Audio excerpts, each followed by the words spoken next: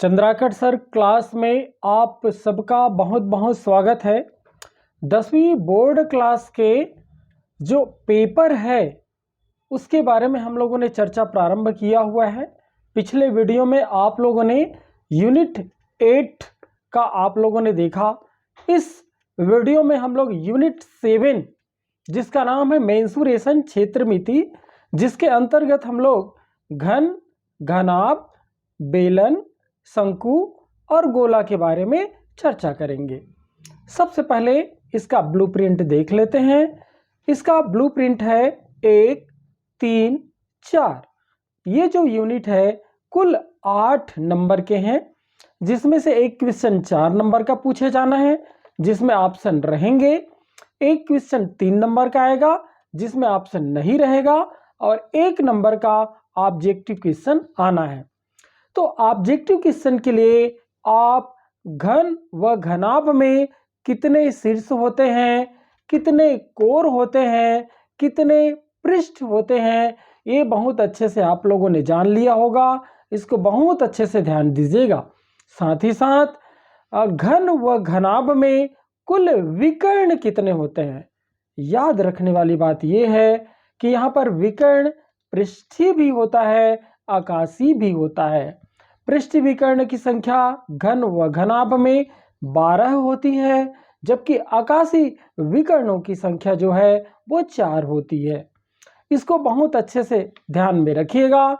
1 number के question यहाँ से कई बार पूछे गए हैं।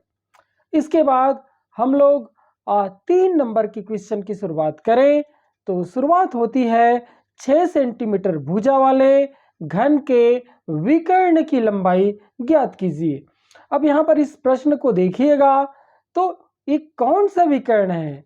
क्या ये पृष्ठीय विकर्ण है? क्या ये आकाशीय विकर्ण है? इस क्वेश्चन में कोई उल्लेख नहीं है। तब आपको आकाशीय विकर्ण को ही निकालना होगा, जिसका सूत्र होता है भुजा इंटू √3 अर्थात a√3। इस सूत्र से आप लोग इसको बनाएंगे। इसके बाद दूसरा क्वेश्चन, उस बड़े से बड़े खंभे की लंबाई ज्ञात कीजिए जो 10 मीटर लंबा, 10 मीटर चौड़ा व 5 मीटर ऊंचे कमरे में रखा जा सकता है। प्यारे बच्चों, इस क्वेश्चन में भी आपको उस कमरे का अर्थात घनाभ के विकर्ण की लंबाई निकालना होगा, जिसका सूत्र होता है √a² + b² + c², जहां पर a, b व c क्रमशः कमरे की लंबाई, चौड़ाई व ऊंचाई है। उम्मीद करता हूं इस टाइप का क्वेश्चन भी आप लोग बहुत अच्छे से कर लेंगे। इसके बाद 3 नंबर की क्वेश्चन को आगे बढ़ाते हैं। अगला क्वेश्चन है, एक बेलन के आधार का क्षेत्रफल 154 वर्ग सेंटीमीटर है और ऊंचाई 10 सेंटीमीटर है। बेलन का आयतन ज्ञात कीजिए। जैसे कि आपको पता है बेलन के आयतन का सूत्र होता है πr²h, अर्थात आपको r और h का मान चाहिए। h का मान तो साफ साफ दे दिया गया है 10 सेंटीमीटर। r का मान आपके पास पता नहीं है, तो इसके लिए बेलन के आधार के क्षेत्रफल के ऊपर अटैक कर दीजिएगा। और बेलन का आधार वृत्ताकार होता है, अर्थात यहाँ पर वृत्त का क्षेत्रफल वाली सूत्र लगाएंगे, उसको हल करेंगे तो आपको r का मान मिलेगा, जबकि h का मान दिया गया है। और r और h जब दोनों का मान मिल जाएगा तो बेलन का आयतन बहुत ही आसानी के साथ आप ज्ञात कर पाएंगे। अगला क्वेश्चन है, एक शंकु के आकार का तंबू है, उसमें 65 पाई वर्ग मीटर कपड़ा लगा है। तंबू की तिर्यक ऊंचाई 13 मीटर है, तो उसकी ऊंचाई तथा त्रिज्या ज्ञात कीजिए। यहाँ पर तंबू में कपड़ा दिया गया है, तो तंबू का कपड़ा जो है वो तंबू का वक्र पृष्ठ होगा।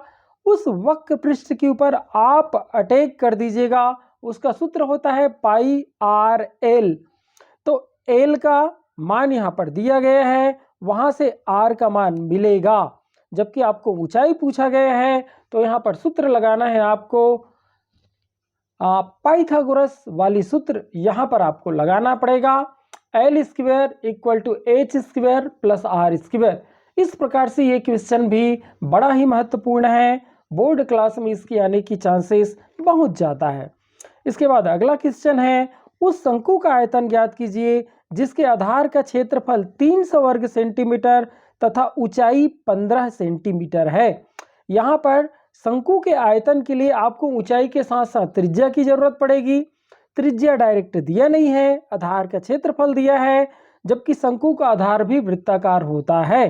तो आधार का क्षेत्रफल के ऊपर आप अटैक करेंगे तो यहाँ से आपको त्रिज्या का मान मिल जाएगा, ऊंचाई का मान दिया है।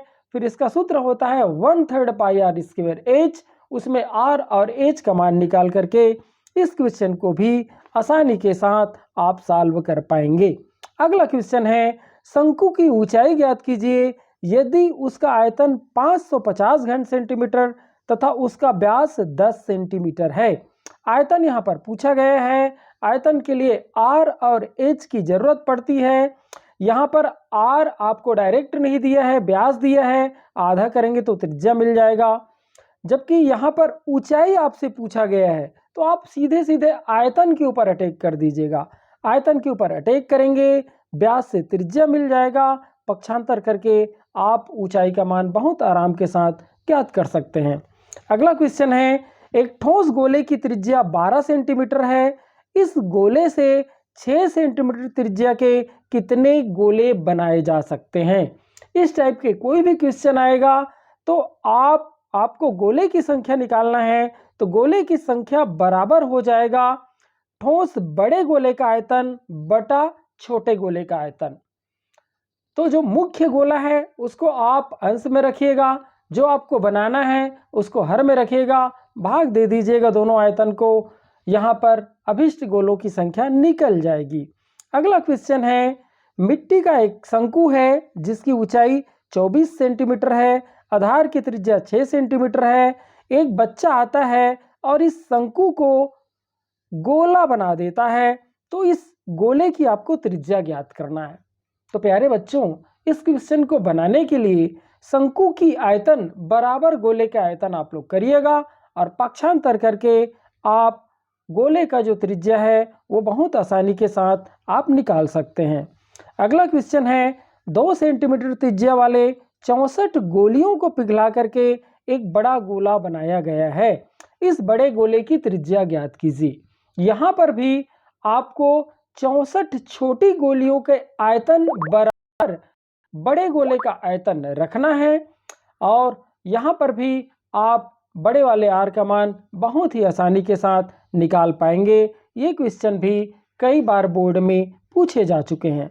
अगला क्वेश्चन है, एक गोले का आयतन ज्ञात कीजिए जिसका पृष्ठीय क्षेत्रफल 154 वर्ग सेंटीमीटर है।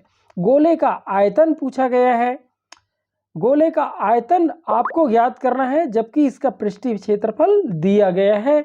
ये क्वेश्चन भी 3 नंबर के लिए बहुत मायने रखता है। आप लोगों को अच्छे से पता है पृष्ठीय क्षेत्रफल है ना, गोले का आयतन ज्ञात करना है। गोले का आयतन का सूत्र आपको बहुत अच्छे से पता है, 4/3 पाई आर क्यूब होता है और पृष्ठीय क्षेत्रफल दिया गया है। पृष्ठीय क्षेत्रफल से अटैक करके आप त्रिज्या निकाल लीजिएगा। त्रिज्या निकालने के बाद गोले का आयतन बहुत आराम के साथ आप लोग निकाल सकते हैं, क्योंकि जब त्रिज्या पता हो जाएगा तो आयतन निकालना बहुत ही आसान हो जाता है। साथ ही साथ 1 नंबर के लिए कुछ बातें हैं जिसको आप ध्यान में रख सकते हैं, जैसे घन का आकाशीय विकर्ण का फार्मूला भुजा गुणित √3 होता है, पृष्ठीय विकर्ण भुजा गुणित √2 होता है। साथ ही साथ बेलन का जो वक्र पृष्ठ है उसका फार्मूला होता है 2 पाई आर एच, जहाँ पर आर त्रिज्या व एच ऊंचाई होता है, जबकि आयतन का सूत्र होता है पाई आर स्क्वायर एच।